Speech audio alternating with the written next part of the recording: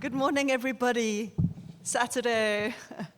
It's a real honor to be here with you all. Thank you so much to the outstanding team at Open Book for bringing us all together. And yeah, totally, yeah. And thank you all for choosing to join us for this session in which we grapple with the knotty, fever-inducing topic of inherited systems, the haunting colonial structures that are all about us and that continue persistently to press into the present in ways that we might not always be conscious of, but that continue to determine the very shape and fabric of our lives. I'd like to begin with the proviso that all three of these books are hefty, mind-warping vessels that deliver truth doses that are likely to mess with your minds. I need to move this a little bit. As have they definitely done with mine, waking me again and again to the fact that the past is never fully past. History is narrating itself through us like a zombie possessed, even as we live, breathe, and struggle to pay our electricity bills. And with that, I would like to introduce you to the brilliant bravehearts who wrote these three spellbreaking books. Edgar Pieterse is a professor and founding director of the African Centre for Cities at the University of Cape Town, a vital unit that seeks to facilitate critical urban research and policy discourses for the promotion of vibrant, democratic, and sustainable urban development in the global south from an African perspective. Along with three colleagues, peers, and friends, who just happen to be some of the world's most engaged and inspiring urban thinkers, he has co-written Cities Rethought, a new urban disposition, which offers a kind of philosophical toolbox for activists, urban planners, architects, scholars, anyone actively committed to intervening in cities and bringing change to the spatial and structural contexts we inhabit. Gore is a research associate at the Center for Law and Society and was a legal researcher at the Inspectorate for Correctional Services with inspecting judge Edwin Cameron and a clerk at the Constitutional Court. She studied at both UCT and at Harvard and has worked for a variety of international human rights institutions in South Africa and abroad. With Edwin Cameron and Sahela Surajpal, she has co-authored Behind Prison Walls, Unlocking a Safer South Africa, in which they directly address one of South Africa's biggest blind spots, the place nobody wants to go to, not in body nor in mind, painting a very stark and distressing portrait of the state of South Africa's overcrowded prisons. Due to very poor rates of conviction for crimes like murder and rape, a very small number of people who've actually committed crimes are being locked up for longer and longer periods. At the same time, thousands of South Africans are arrested and locked up for petty offenses and incarcerated for months, if not years, awaiting trial before they've even been convicted of a crime. But more of that soon. Adekeye Adebajo is a senior research fellow at the Center for the Advancement of Scholarship at the University of Pretoria, a graduate of the University of Ibadan, Nigeria, and the Fletcher School of Law and Diplomacy in Massachusetts, US. He obtained his doctorate from Oxford University in England. He's the author of 10 books, including Building Peace in West Africa, UN Peacekeeping in Africa, and Boutros Ghali, Afro-Arab Prophet, Pharaoh, and Pope. His book, The Splendid Tapestry of African Life, subtitled Essays on a Resilient Continent, Its Diaspora, and the World, is subtitled. And it's an epic, magisterial, transdisciplinary tome of a book This said, its prose is daringly metaphorical and written with often stingingly acerbic journalistic wit and flair. So even though it is deeply educative, from a literary perspective, it's also a real thrill to read.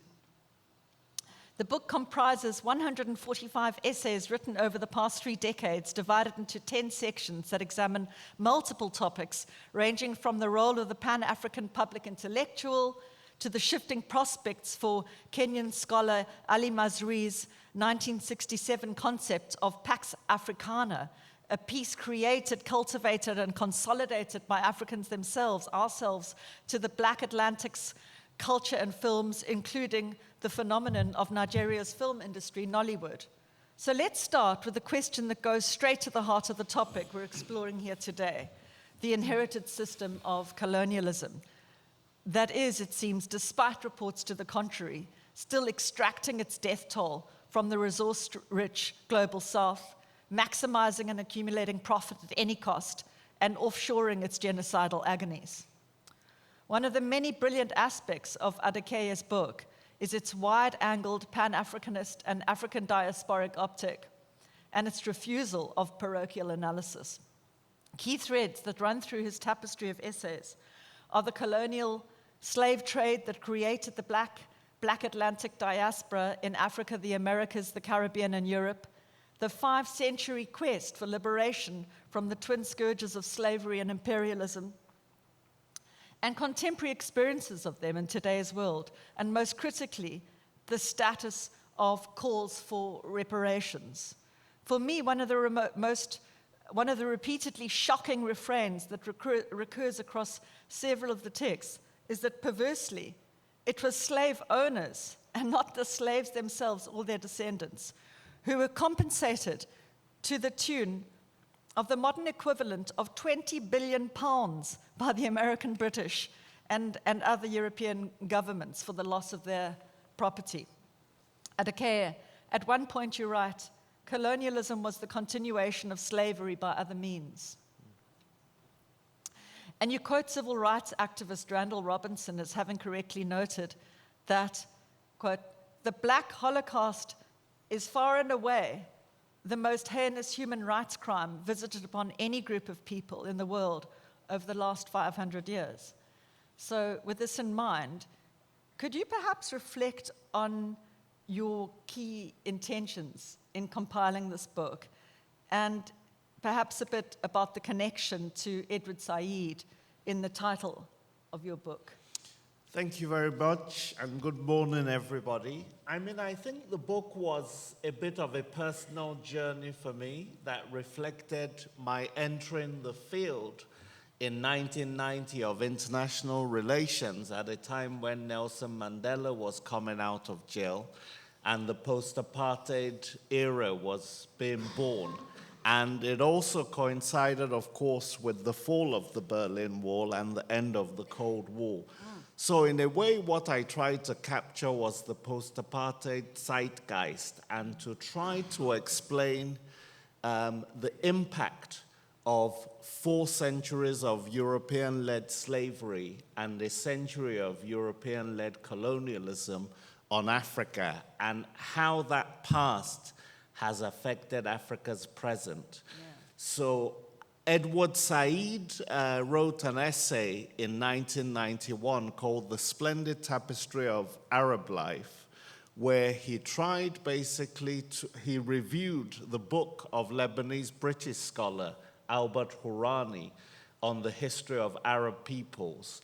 And what they tried to do, basically, both of them, both in the review and the book itself, was to try to look at the centuries of history of European damage to Arab politics, cultural, and socio-economic life. And I guess that's what I was mirroring back in the African context. Brilliant, thank you. Turning to Behind Prison Walls, but staying at the heart of the matter, in chapter 2 of this superbly well-structured book, the authors pose the question, prisons in South Africa, how did we get here? South Africans know prisons, they write. Many of our first democratic leaders spent long years there, but we also don't know them. So begins an excavation into the origins of prisons, which are a much more recent phenomenon than we might imagine, culminating in a crucial section on colonialism and prisons, and how colonial carceral practices segued into apartheid. Rebecca, could you offer us some insight into this entanglement, how prisons then became elemental to apartheid, and how this continues to play out in the present? Good morning, everyone. It's such a pertinent theme in our book, because when we think about prisons, they almost seem inevitable to us. And in our book, we try to trace the arc of how prisons came to be in South Africa. And as you say, and as we've said in our book in these chapters, prisons were key sites for colonial and apartheid era rule. Whether it was political dissent, or notorious past laws, prisons played a key function. And so what our research uncovered is in the early 90s, at the fall of apartheid, at the end of apartheid, we had this really important transition where many of the anti-apartheid leaders, such as Nelson Mandela, were prisoners themselves. And in 1994, and through our interim constitution and final constitution and our batch of legislation, it's very progressive on prisons and prisoners' rights. We, for example, if you look at the legislation, we no longer call it prisons, it's correctional facilities. It's no longer prisoners, it's inmates. The standard is now human dignity. Inmates are entitled to reading material, exercise. So on paper, our laws are very progressive, and they're actually directly responsive to those experiences in colonial and apartheid times. But there was a turning point. In the late 90s, people in South Africa became scared of crime. Fear went up. And so while we have these progressive laws and standards in our prisons, what we call the alleged post-apartheid crime wave, because it was a feeling in South Africa, but our statistics actually don't show that there was a sharp increase in crime in the late 90s, we actually regressed.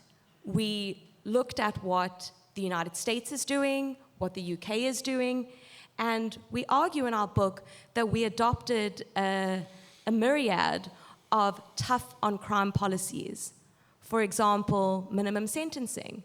That is a policy that we imported from the US. Supermax prisons, tougher bail laws, cash bail. These are aspects that either we already had or we hardened. And so in our book, we trace how prisons, key sites during colonial and apartheid times, potential change at the early 90s during the apartheid era, but then this regression back to these really harsh and inhumane consequences in our prisons. And if I may add, that's our current approach today. Tough on crime, but it's not, and this is the hard truth and a key theme in our book, it is not making us safer. Yeah. Thank you. Yeah.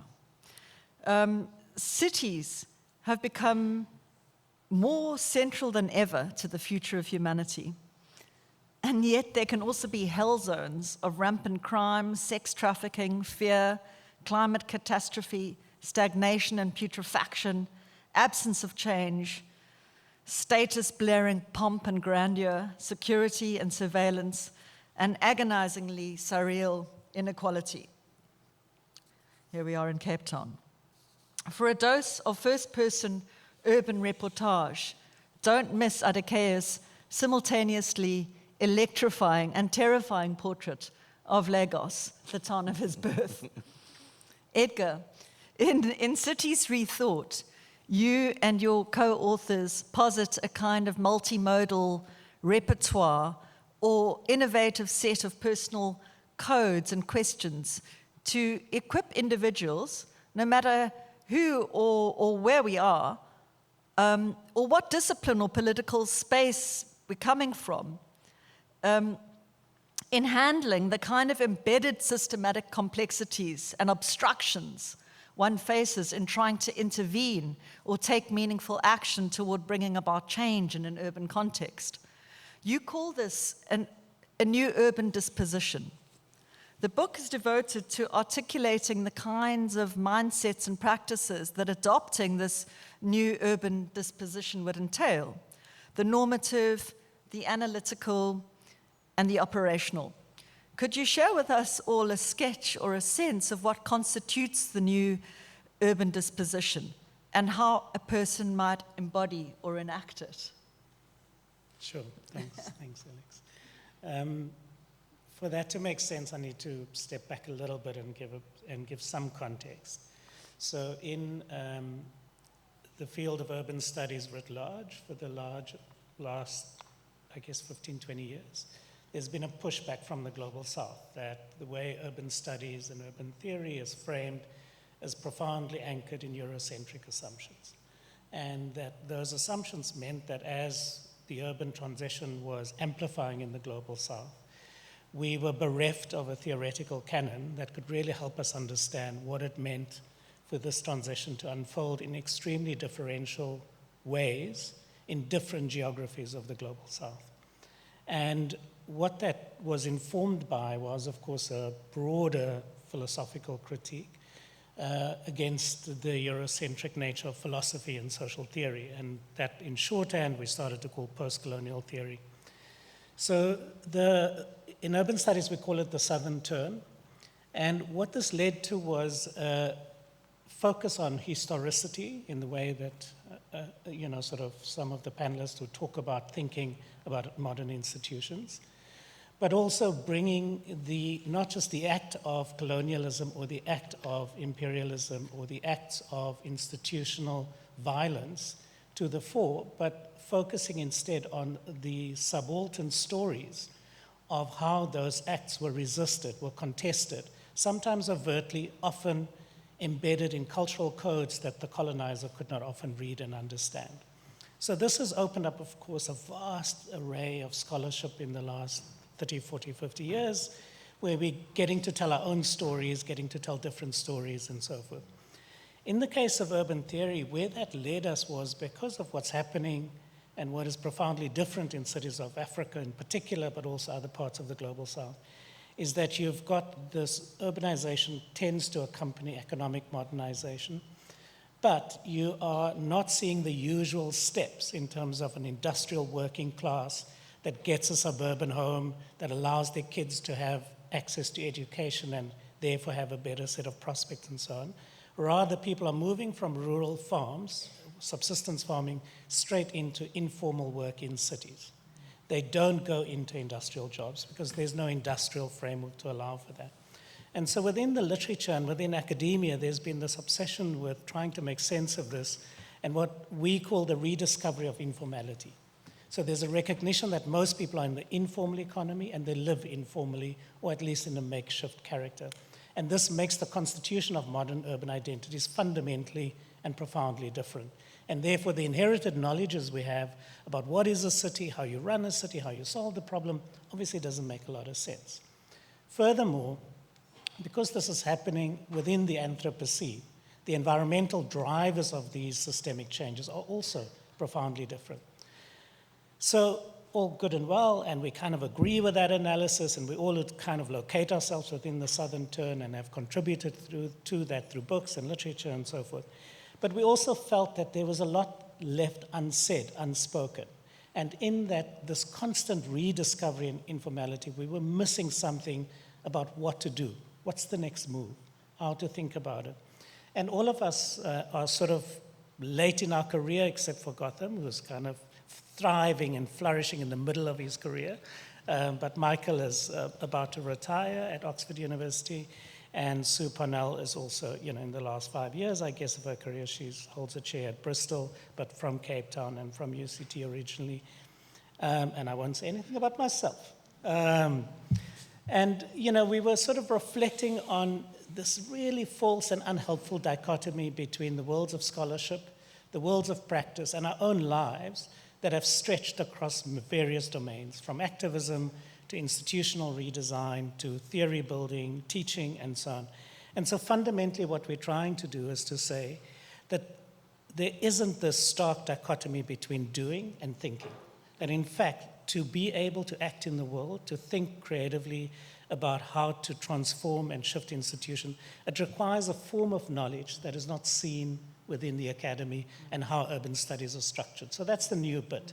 We're suggesting that if you think of normative starting points as opposed to a fixed ethical framework like human rights, for example, or deep ecological justice, whatever the case might be, that tends to narrow your engagement with the complexity of bringing that ethical sensibility into the world. So what we propose in the book is that we all have normative affinities and attachments. Let's make them explicit. And what are the ones that like really anchor us? It's the questions that haunt us year in, year out, decade in, decade out. It's the stuff we just can't crack for ourselves. And at the core of that are a set of normative concerns that is probably our normative disposition and that we need to wrestle with. But analytically, social theory and the academy has often made us, got us caught in tunnel vision.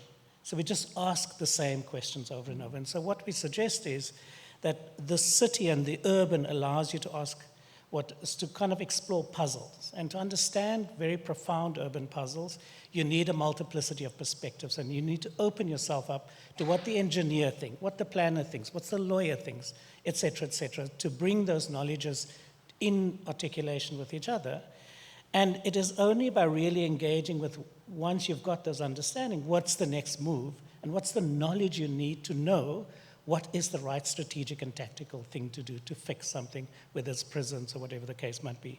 And it is really a completely modest and less certain, open-ended, and somewhat fragile intellectual enterprise than how we've been trained as scholars. And that's really what the disposition is trying to do, is to be fundamentally, profoundly open to what we don't understand about the city, but to also understand that to gain some traction, it has to be relational. It's got to be in conversation and in dialogue with other practitioners, activists, etc. And what does it take to do that? And that's what the book tries to set out as the specific tools and methodologies. Sure. I mean, brilliantly described. Wow. To quote from Cities Rethought, honing one's operational disposition requires an ability to read and feel. I like that, the feeling aspect in the book, the poeticism and the lyricism of it, with all these tactics and modalities and changing contexts and times and temporality. There's always a centrality of feeling in that normative space that you're coming from as well. But how operational to feel the times a city is living through. How operational ecosystems move and act is also determined by political, social, and economic ideas, pressures, and flows. We think of these as pulses. I love that. And with this, I turn to Adekeye, who rises up from the page as a true wizard of the pulse. Somebody who's been closely tracking the geopolitical zeitgeist through his journalism and cultural commentaries over several decades. His knowledge of so many matters of crucial import to the fates of the African continent, its diaspora, and ever-shifting geopolitical relations is nothing short of awe-inspiring. His writings are deeply attuned to the context-specific contestations in transnational terms. Adekeye, in describing your book, you've noted that, quote, it examines the changing geostrategic dynamics between the US and China. Quote, many states in the global south are seeking to avoid getting caught in the middle of any future battles between the US and China, you're right. Instead, they're calling for a renewal of the concept of non-alignment. This was an approach employed in the 1950s by newly independent countries to balance the two ideological power blocks of East and West during the era of the Cold War. Can you elaborate on this non-alignment stance and how it is playing out in the responses of African countries to intensifying Sino-American rivalries? Thanks. So during the 1950s, you had the Bandung Conference in 1955 in Indonesia, led by mostly Asian states, but also African states, which tried to basically capitalize on the revolt against the West, where 800 million people, more than any other time in history, became independent and basically were using the idiom of self-determination against the West itself. So they were envisioning a world in which other countries would have a stake in basically shaping the Westphalian state system and the international legal system that had effectively been set up by Western countries. So you had leaders like Sukarno in Indonesia. You had Jawaharlal Nehru of India was actually thought of as the father of non-alignment. And the idea was we have to be not passive, but neutral and impartial in the superpower struggle. So we must not take sides, and we must not give them the right and the whole responsibility to be able to blow up the world without anybody having a say. So denuclearization was very much a part of the non-aligned movement. There were other leaders as well, like Nasser in Egypt, Nkrumah in the African context, and Tito, who actually in Belgrade hosted the first non-aligned movement in 1961. So, and they also believed in reforming institutions of global governance and supporting institutions like the UN and others. So coming to the present day now, in my view, we have a new Cold War that's brewing. So in the past, we had the US and the Soviet Union fighting a Cold War basically about ideology and trying to recruit different states into their own ideology. I think the new Cold War now, that the new non-alignment is trying to define itself against, is one that is based on markets and technology. And so you have China, which has 120 countries as they have China as their largest trading partner. China is also obviously the second largest economy to the US. It's about half of the BRICS plus countries. The US, though, even though in relative decline, still accounts for 26% of the global economy. It still spends 39% of military expenditure, and it accounts for half of the G7. So the US isn't going away, and many of its tech companies, of course, are some of the most innovative still in the world. And it's that competition that we now have to that Africa and other non-aligned movements are having to define themselves against. Some of you would have seen a quite extraordinary meeting in the White House recently between Donald Trump and 6 Lilliputian African leaders from countries like Gabon and Guinea-Bissau and others, where basically Trump was trying to in a very unsubtle way, like a used car dealer, annex and talk about how to grab their rare earth minerals and raw materials. And China is way ahead of the US in this particular competition because China tends to think long term. So in terms of rare earth minerals, many of those markets have been cornered by China, and the US and Europe are trying to actually catch up. So that's really what this competition is about. But in the African context specifically, over the last 20 years, one of the most important things that have happened in Africa is that China has become the continent's largest trading partner. The trade currently is about $295 billion. China also builds about a third of Africa's infrastructure, and its trade is 4 times that of the US. So the US is clearly trying to catch up. And the big question in terms of geostrategic terms and redefining non-alignment is, how can Africa use the presence of China and this big trading relationship not to become dependent on China, but to be able to negotiate a better relationship in terms of investment, trade, and other things with the rest of the world. So with the US, with Europe, with the Gulf countries, which are becoming increasingly important in terms of trade and security policies. And that's the question Africa must answer. How does it reshape a new non-alignment that benefits it and can help it promote its security and economic interests? Brilliant, brilliant. A similarly taught ambivalence informs your reading of the United Nations, which you write about with immersive, direct, first-person experience, having served on United Nations missions in South Africa, Western Sahara, and Iraq, and having served as director of the Africa program at the International Peace Institute in New York.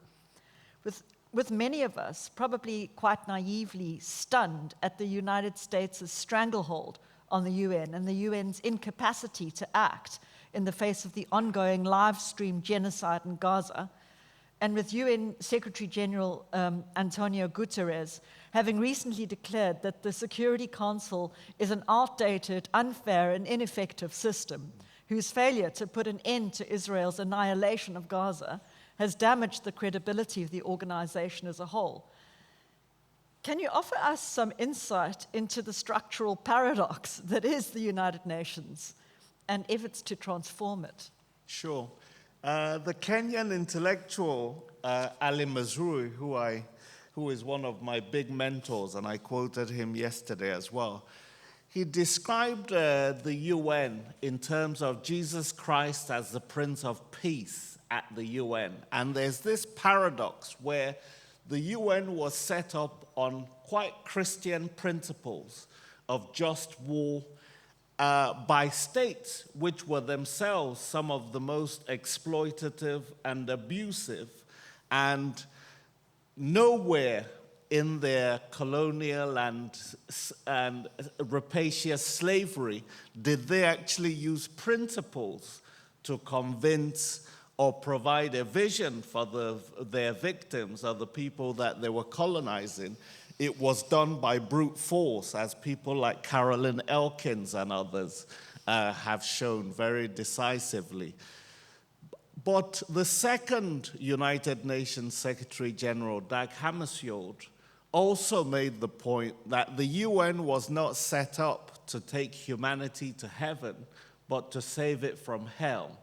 So unfortunately, it's a kind of purgatory type situation where the UN was explicitly set up after the Second World War to try to obviously prevent a repeat of it and to learn from what was perceived as the mistake of the League of Nations, which had been set up after the First World War. And so, unlike the League, it gave strong power and centrality to the great powers, because the UN was going to fail or succeed based on what the great powers did. So it gave them a veto. 5 of them, right. US, China, Russia, France, Britain, have vetoes on the UN Security Council, which is the only organ of the UN whose decisions are binding on all 193 members.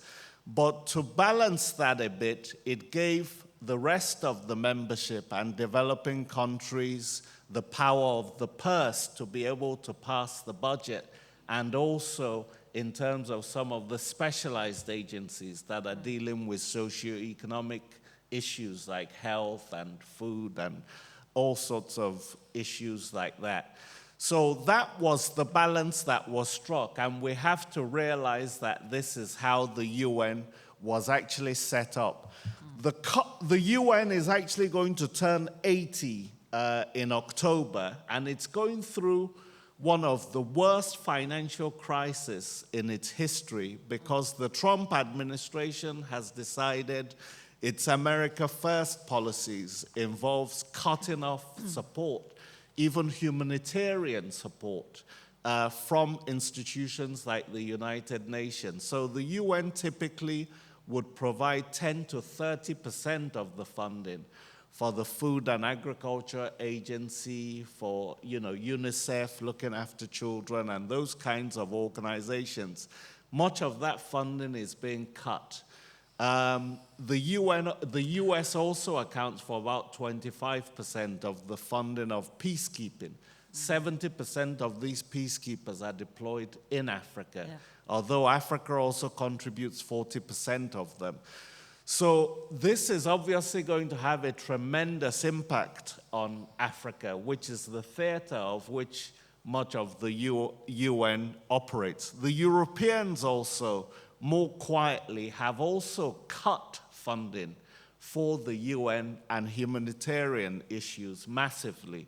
So the Lancet, for example, medical journal, estimated that in the next 5 years, as a result of Trump's basically closing down of the US Agency for International Development, you could have 14 million preventable deaths in the next 5 years by 2030 as a result of that. So these are going to have enormous consequences. Africa accounts for about 30% of the UN's membership, and this is my last point. Your point on the UN Security Council. The UN Security Council, when it was founded, was about 8% of the membership. Today, it's around 29%.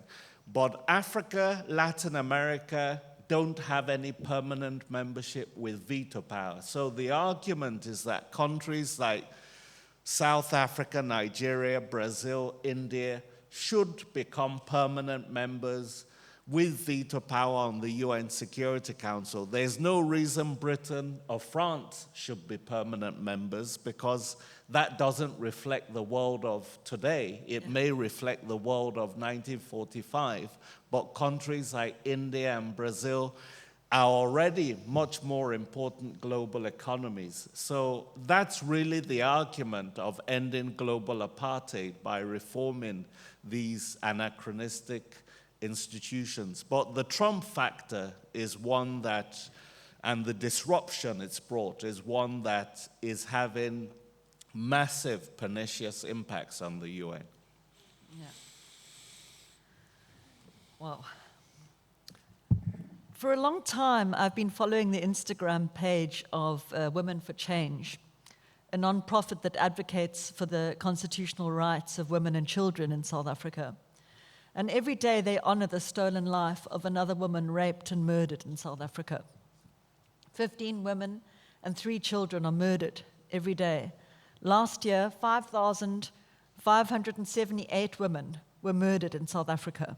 That's a 33.8% rise in femicide in just 1 year. Usually the comments run along the lines of, rest in power, sis. Yo, every single day. No, Lord have mercy. What a cruel world we live in. But about a week ago, I was reading a post about the South Gauteng High Court finding Amber Lee Hughes guilty of the rape and premeditated murder of 4-year-old Nada Jane Shalita. The most popular comment in capital letters with 563 likes was, bring back the death penalty. Others declared, we need a copy and paste of the Texas legal system here. No bail, no parole, and life means a life sentence. Anyone got connections in jail so we can have her seen to? Rebecca, it's into this extremely raw and volatile context that your carefully and stirringly argued book has been released.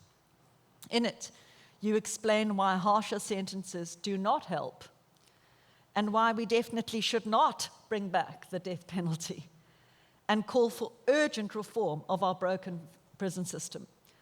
What would your response be to these pained calls to bring back the death penalty and impose longer and harsher sentences? So in our book, which is based on our collective experiences inspecting prisons across South Africa, we kept in mind how, as much as we're focusing on the perpetrators of crime, in South Africa, perpetrators are also victims, but also we kept thinking, how are victims or survivors of crime going to receive our book?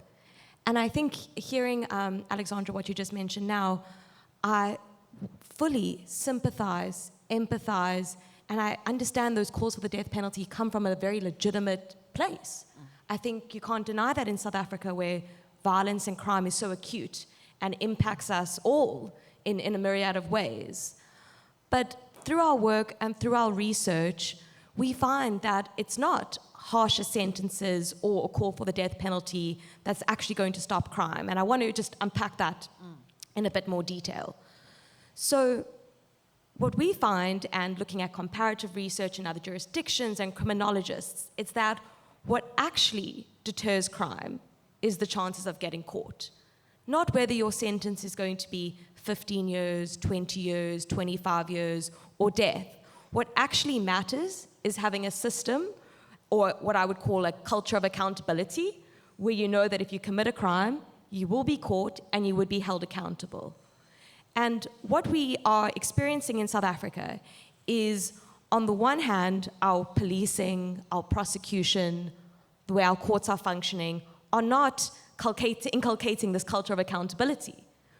In our book, we talk about this disjunct between what we all read on the news, gang leaders, kingpins, politicians committing really serious crimes and aren't actually facing the harshest aspects of the criminal law. But then someone attempts to steal some bread from a spaza shop or some other petty theft, and they are in our prison system. And so we grapple with this evidence-based research that is telling us that it's not harsh punishment that's going to stop crime. It's trust, it's accountability. And so while we understand that these calls for harsher punishment are legitimate and they are fair, we argue in our book that we can't just look at reactionary responses, because that's what it is, and it's legitimate. We don't for a second undermine it. We say, let's look at how we can deal with the true causes of crime. And this is a complex aspect of criminology, but we look at various reforms both inside our prisons and outside our prisons. So outside our prisons, we should be focusing on access to employment, to education, to healthcare, to making sure people grow up in environments where human flourishing is actually possible. Yeah. And then within our prisons and within our criminal justice system, we look at a various array, and maybe I can unpack two of these. So the one issue we come across is our awaiting trial detainees. Those are people who have been charged and accused of a crime, and they are now sitting waiting for their trial. In South Africa, that makes up to about 35 to 40% of our entire prison population. Yeah. And of these individuals, there are some who seek bail so they can be released while waiting for their trial. And of these, we find that we say between 2,000 to 3,000 people who cannot afford cash bail of 1,000 rand or less. So these are individuals who have gone through a bail process. A court, a judge has said, you qualify for bail, but they cannot afford the bail. Yeah. And when we unpack this in our book, we find there are people who can't afford bail of 200 or 300 rand. And let me add, in this platform where we're talking about comparative and other jurisdictions, most countries have actually departed from cash bail completely. Right. They said it's actually unjust to link your freedom and your liberty to your social standing and to your ability to provide 200, 300 rand. And so what we say in our book is, this is unjust. We should be reforming cash bail completely. But what we can do as the public, as all of us sitting here today, is, why don't we start a bail fund? Yes. Why don't we put together some cash? And for some cases that we've worked on where someone is accused of a crime, say a mother, she's not sure who is taking care of her children, she's not sure who can be the breadwinner while she's awaiting trial. What if we can put up that 300, 400 rand so she can go home and be with her family while awaiting trial? So that's one idea. Abolish cash bail completely, and in the interim, develop a bail fund. Another aspect that we advocate for, and this touches on what I mentioned earlier, is reforming our sentencing. we have imported this American-style, harsh, rigid minimum sentencing, and it is not stopping crime. We unpack the crime rates. We show that as these sentencing laws came to be, didn't impact our crime rates. And so we say, let's have more flexible sentencing, or sentencing that doesn't actually require incarceration. So what about correctional supervision? What about all these other more progressive ways that we could deal with crime that are actually in our laws? And I think that's one of the challenges working in the prison space and in the criminal justice space. It's not about let's change laws. It's about let's implement them in a very meaningful way. And if I can quickly add a story or a point that I was discussing with my co-authors before this is we in South Africa have regressed, as I've said. We've really regressed. And an aspect of that is also solitary confinement. Yeah. In our book, we talk about prolonged solitary confinement, which on the books and in the papers is completely unconstitutional and unlawful, but it's happening. And so I want to leave you with this very pertinent image that one of my co-authors mentioned, is when we inspect some of our supermax prisons, inmates are left in small cells, stuck there for 22 hours a day, only able to exercise in an exercise cage. We all worked at the Constitutional Court, and when you go to the court today, you'll be taken to what's called prison number 4. And when you look at those cells, which are effectively for solitary confinement, you can't help but draw this link between how we incarcerated in colonial apartheid times and how we incarcerate today. So while I sympathize with this call for harsher punishment, the truth is we need to take a step back and look at more prevention, how to prevent crime in the first place. Thank you, Rebecca. Thank you. Great. Edgar, I have another question for you, but I've suddenly seen the time, and I also want to open up the conversation. So perhaps somebody might want to launch a question of their own for Edgar, or for any of the writers. So yeah, let's open it up. Yes, Tanya.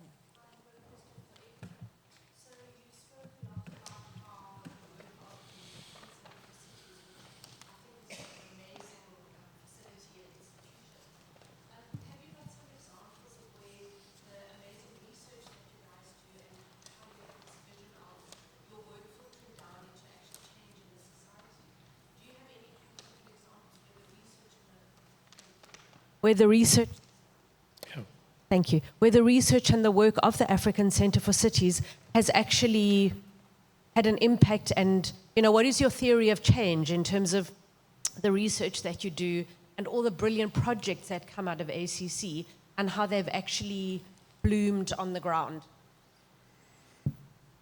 Sure. Thank you for the question.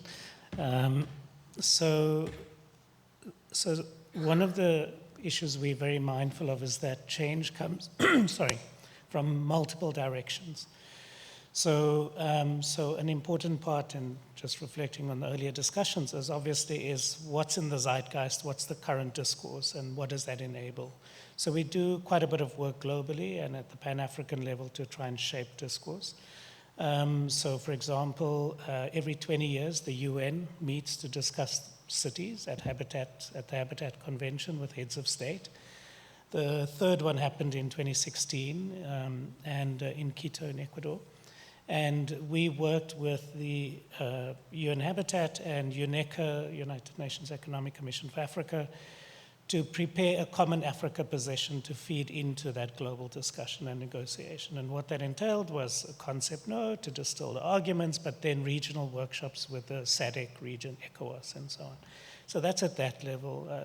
Parallel to that, at the same time, ironically, even though South Africa has one of the highest urbanization rates on the continent, it never had an explicit urban policy. And in fact, if you look at the ANC's manifestos, every single election, its rural development is the number one priority.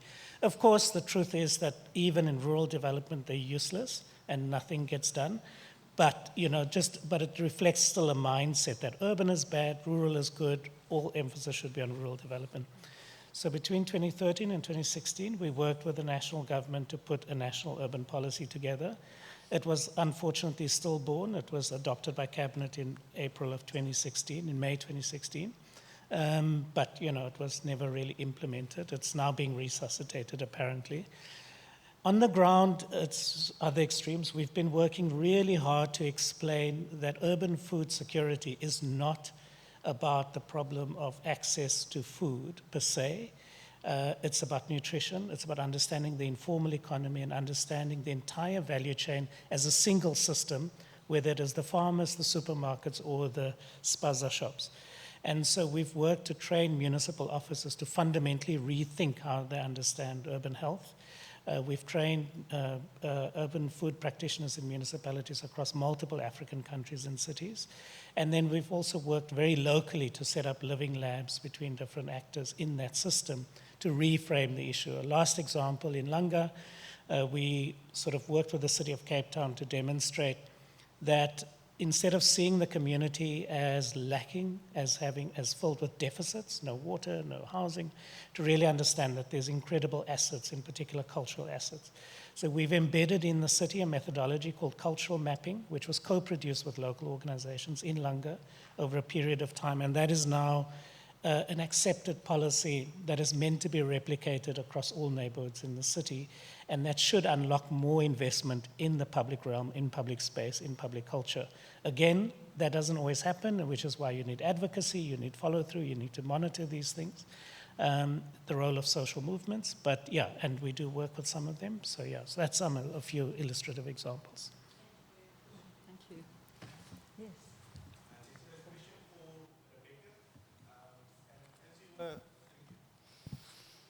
Is that better? Yeah. Yes. As you were talking, I was reminded of Angela Davis's provocation in her book, Are Prisons Obsolete?, where she links this to an industrial complex, actually. And you, in your presentation, were also talking about, I think, non-reformist reforms, like, focusing on prevention, education, and so on. And I wonder, in your own assessment of this city, where last year we saw, for example, 2,400 teachers being declared in excess, and at the same time, a kind of doubling down on investment in law enforcement, whether school policing or community policing services, whether you think that the city is on the right path. Thank you for that. And I think in our book, we talk about Angela Davis and Foucault, and we grapple with abolition, and we actually, even amongst co-authors, adopt different views that we reflect and unpack in the book. And my view on it is I think that there are some really dangerous people in our society. I think especially some acute violence that happens, and they should get removed from society, but our net for incarceration is way too wide. There are some people who are getting caught up in the system that shouldn't be there. But to answer your question more particularly looking at Cape Town, and I'm not a city expert like one of my co-panelists here, but my sense is that what our politicians are doing is when we see in the news or there are these horrific incidences of violence and crime, they say, we're going to be tough on crime. But what they're not doing is precisely what you point out, saying, let's fund our policing properly. I know that's a particular issue in the US. I think in South Africa, we may feel a bit differently about that. I personally think we should be funding our police and making sure our police are well-trained, gender-sensitive trained, are building trust in communities, etc. We should be also putting more money into gender-based violence shelters. An aspect we look at in our book is we juxtapose how much funding goes to policing and how little funding actually goes to gender-based violence shelters. And so I think the same can be said about our healthcare, the same about education and about teachers. And so when there is an incidence of violence and crime, instead of saying harsher bail, harsher parole, we should be saying fund these institutions better that can deal with prevention, can deal with core causes, instead of just these reactionary responses that we understandably feel. And I think for politicians, it's an easy way out, to be honest. It's easy to say, let's be tough. Let's hope the court gives them a tough sentence. It's a bit harder to say, have good leadership, trustworthy leadership, robust leadership in these key roles that all of us deserve as the public, as taxpayers, as survivors and victims of crime. So this is the kind of call that we try and make in our book to say crime and violence conversations shouldn't just be happening in the prison space, because they impact all of us in a myriad of ways. So I'm so pleased you brought that up.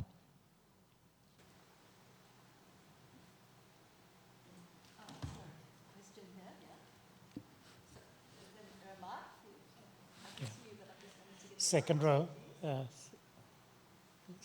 Oh, sorry. Yeah. Hi, I'm Layla. I have a question for Rebecca. Rebecca, I wanted to ask, since you... okay, wait, sorry. Can you hear me? Yes.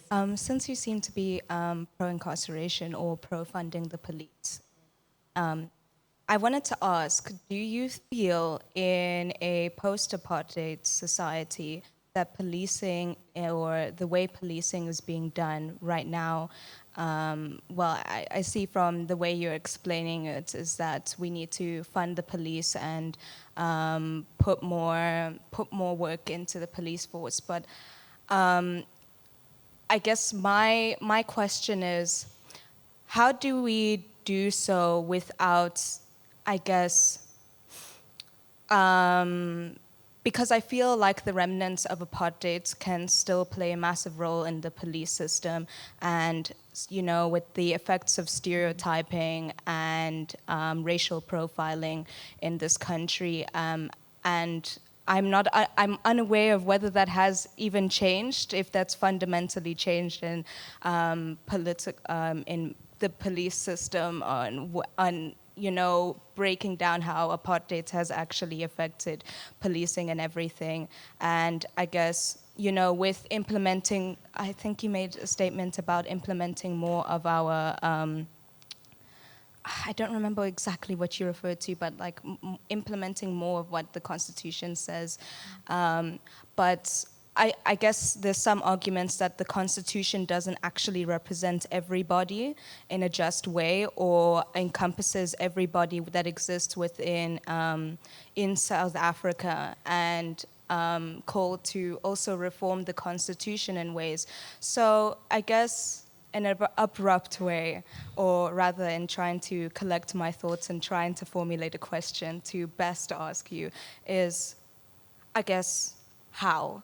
How do we do this, considering our systems are very limited in representing the people that currently exist in our society, and with a constitution that was implemented at she's unfortunately we're running out of time, so Rebecca won't be having much of a chance to respond. And I'm sorry to interrupt you, but we've only got a minute, so I'm just trying to give a chance to respond. I'll be brief. Thank you. So just to clarify, I'm not saying I'm pro-incarceration, I'm pro-funding police, and let's be tough on crime. I'm actually saying the opposite. I'm saying we need to be tailored and nuanced with how we deal with crime. My point about the US was to say, I think in South Africa we're dealing with a different issue. I'm sure you're aware of the Madlanga Commission and all this constant corruption that we're uncovering in our policing, and that's also linked to firearms. So my point is to say we must be having these home-baked debates here, looking at how the problems in our policing here.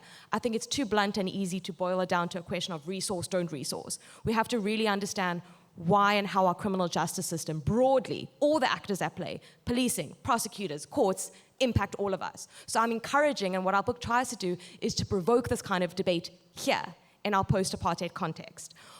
Briefly on the Constitution, that's something we can debate for many hours. I would say when looking at criminal justice, when looking at our Constitution and our laws, we haven't implemented it.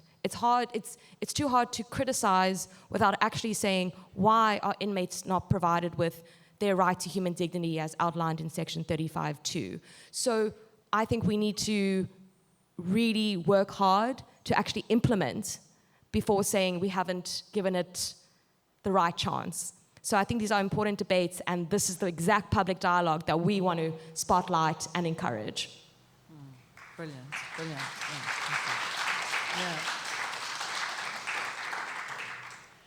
Yeah. In closing, I just want to say I think these books are real bringers of light. They're real world-changing books, and they call to heart and mind the words of late African-American Nobel Prize laureate Toni Morrison, who said, "There is no time for despair, no place for self-pity, no need for silence, no room for fear. We speak, we write, we do language. That is how civilizations heal. I know the world is bruised and bleeding, and though it is important not to ignore its pain, it is also critical to refuse to succumb to its malevolence. Like failure, chaos contains information that can lead to knowledge, even wisdom, like art. And so, yeah, I encourage you to buy these world-changing books and get them signed by the authors while we're here in the buzz of the festival. So thank you all for being here, and thank you so much to these really amazing authors.